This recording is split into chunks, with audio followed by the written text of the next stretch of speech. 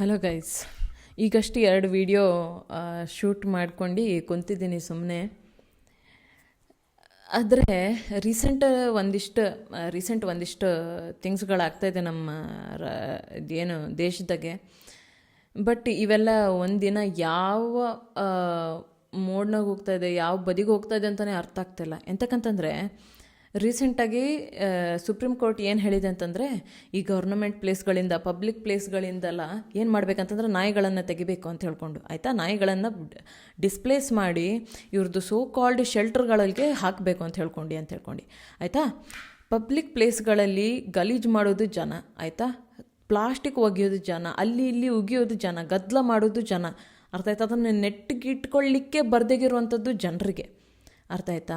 ನಮ್ಮನ್ನು ತೆಗೆದು ಎಲ್ಲರೂ ಹೊರಗಡೆ ಒಗ್ದಿಡ್ಬೇಕು, ಆಯಿತಾ. ಈ ಅರ್ಥನ ಇದು ಏನು ನಮ್ಮ ಭೂಮಿ ಉಂಟನ್ನಲ್ಲ, ಈ ಭೂಮಿ ಏನು ಉಂಟಲ್ಲ, ಇದನ್ನು ಹರಿದು ತೆಗೆಯೋದನ್ನು ನಿನ್ನ ಬಾಕಿ ಉಂಟು, ಆಯಿತಾ, ನಾವು ಮನುಷ್ಯರು.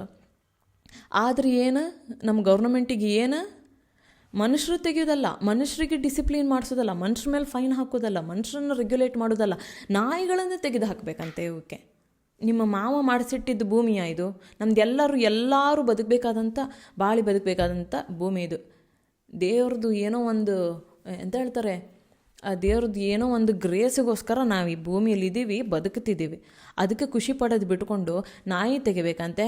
ಅಲ್ಲೆಲ್ಲೋ ಆ ಚೈನಾದಲ್ಲಿ ಏನೋ ಅಂತೆ, ಕೋಳಿಯಿಂದ ಗಲೀಜು ಕಾಣ್ತದಂತ ಊರಿಗೂರೇ ಕೋಳಿಯನ್ನೆಲ್ಲ ತೆಗೆದು ಸಾಯಿಸಿಬಿಟ್ರೆ. ನೆಕ್ಸ್ಟ್ ಏನಾಯಿತು, ಅವ್ರದ್ದು ಕಂಟ್ರಿಯಲ್ಲಿ ಒಳ್ಳೆ ಬಾಡ್ ಬಂತು. ಬಾಡ್ ಅಂತಂದರೆ ಏನು ಗೊತ್ತಾ, ಏನಂತಾರೆ ಅದು, ಬೆಳೆಗಳೆಲ್ಲ ನಾಶ ಹಾಕ್ಕೊಂಡು ಇವಕ್ಕೆ ತಿನ್ನಲಿಕ್ಕೆ ಇಲ್ದಿದ್ದಂಗೆ ಆಯಿತು. ಇದು ಜಸ್ಟ್ ಒಂದು ಎಕ್ಸಾಂಪಲ್. ಈಗ ನೀವು ಸುಪ್ರೀಂ ಕೋರ್ಟ್ ಈ ಥರ ಒಂದು ಆರ್ಡರ್ ಕೊಡ್ತು, ಹೌದು, ಇದು ಯಾಕೆ ನೀವು ಹಿಂಗೆ ಕೊಡ್ತಿರೋದು? ಈಗ ನಾವು ಮನುಷ್ಯರು ಹೋಗಿ ಇದು ಏನು ನೇಚರ್ ಇತ್ತಲ್ಲ, ಈ ನೇಚರ್ ಪ್ರಾಣಿಗಳು ಅವರಿರೋ ಜಾಗನ ಕಬಳಿಸ್ಕೊಂಡು ನಮಗೇನೋ ಒಂದು ಜಾಗ ಬೇಕು, ಏನೋ ಒಂದು ಬದುಕಲಿಕ್ಕೆ ಒಂದು ಆಸರೆ ಬೇಕು ಅಂತ ಹೇಳ್ಕೊಂಡು ಇವನ್ನೆಲ್ಲ ಮಾಡ್ಕೊಂಡಿದ್ದು, ಅರ್ಥ ಆಯ್ತಾ. ಈಗ ಅವ್ರ ಜಾಗಕ್ಕೆ ಬಂದು ಅವ್ರನ್ನೇ ಓಡಿಸ್ತಾ ಇದ್ದೀವಿ ನಾವು, ಅರ್ಥ ಆಯಿತು. ಇವು ನಾಯಿಗಳು ತಮ್ಮ ಪಾಡಿಗೆ ಬಂದು ಮಲ್ಕೊತವೆ, ಅರ್ಥ ಆಯಿತು. ತಮ್ಮ ಪಾಡಿಗೆ ಬಂದು ಏನು ಒಗ್ದಿರ್ತಾರೋ ಅದು ಊಟ ಹಾಕ್ತಾರೆ, ಆಯಿತಾ. ಎಷ್ಟೋ ಮಂದಿ ಆ ನಾಯಿಗಳು, ಎಸ್ಪೆಷಲಿ ಹೆಣ್ಮಕ್ಳು ಹೇಳ್ತೆ, ಆ ನಾಯಿಗಳು ಕಾಣ್ತವೆ ಅಂತ ಹೇಳ್ಕೊಂಡೇ ಸೇಫ್ ಅಂತ ಅನ್ಸ್ಕೊತಾರೆ, ಗೊತ್ತಾ. ಅಂಥದ್ರಲ್ಲಿ ಅವರು ಒಳ್ಳೆಯದೇ ಮಾಡ್ತಾಯಿದ್ದಾವೆ ನಾಯಿಗಳು, ಅವು ಪಾಡಿಗೆ ಅವು ಬದುಕ್ತಾ ಇದ್ದಾವೆ, ಆಯಿತಾ. ಅದ್ರ ಮೇಲಿಂದ ಅವು ಪಾಡಿಗೆ ಬದುಕ್ತಾ ಇರೋವಂಥ ಪ್ರಾಣಿಗಳನ್ನು ನೀವು ತೆಗೆದು ಯಾವುದ್ಯಾವುದೋ ಶೆಲ್ಟ್ರಿಗೆ ಹಾಕಬೇಕಂತೆ.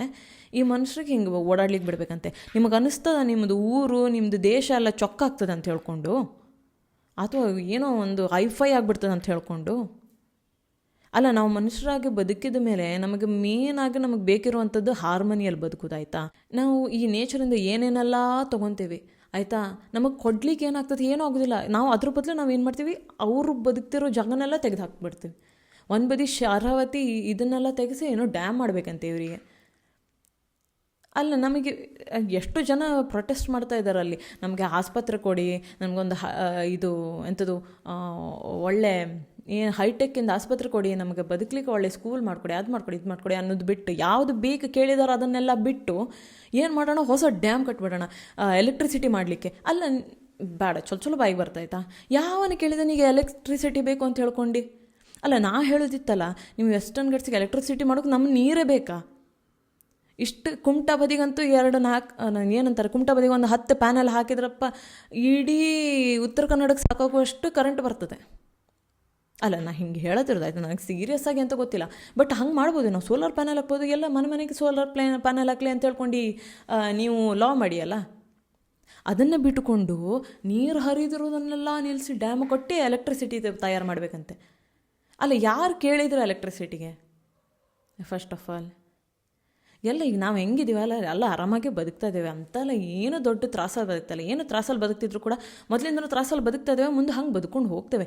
ನೀವು ನೇಚರನ್ನೆಲ್ಲ ಹಾಳು ಮಾಡಿ, ನಮ್ಮ ಪಶ್ಚಿಮ ಘಟ್ಟವನ್ನೆಲ್ಲ ಹಾಳು ಮಾಡಿಕೊಂಡು ನಿಮಗೆ ಡೆವಲಪ್ಮೆಂಟ್ ಕೊಡೋದು ಬೇಡ.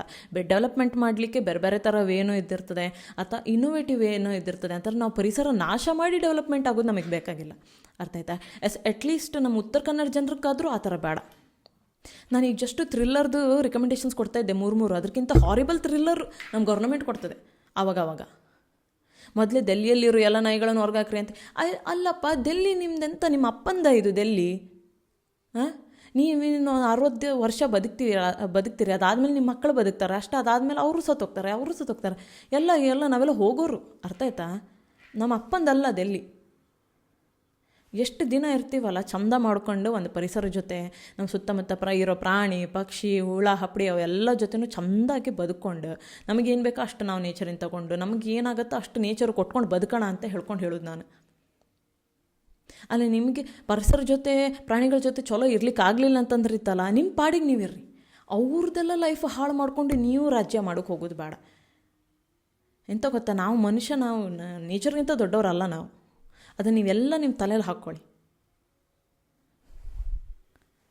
ಒಂಥರ ವಿಯರ್ಡಪ್ಪ. ಎಷ್ಟೆಷ್ಟೋ ದೇಶಗಳು ನೇಚರನ್ನು ಹಾಳು ಮಾಡ್ದೇನೆ ಅದ್ರ ಜೊತೆನೇ ಒಳ್ಳೆ ಅದು ಹಾರ್ಮನಿ ಬೆಳೆಸ್ಕೊಂಡು ಡೆವಲಪ್ ಆಗಿರುವಂಥ ಎಷ್ಟೋ ಎಕ್ಸಾಂಪಲ್ಗಳಿದ್ದಾವೆ. ಅರ್ಥ ಆಯ್ತಾ? ನನಗಿಂತ ಜಾಸ್ತಿ ಕಲ್ತವ್ರು ಎಷ್ಟೋ ಜನ ಇದ್ದಿರ್ತಾರೆ. ಅದನ್ನೆಲ್ಲ ರಿಸರ್ಚ್ ಮಾಡಿರಿ, ಇದು ಆಲ್ರೆಡಿ ಗೊತ್ತಿದ್ದಿರ್ತದೆ. ಅಂಥವ್ರು ಈ ಥರ ಡಿಸಿಷನ್ನಿಗೆ ಬರ್ತಾರಲ್ಲ ಅನ್ನೋದೇ ಒಂಥರ ಇದು ಟ್ರ್ಯಾಜಡಿ, ಇದೇ ಥ್ರಿಲ್ಲರು.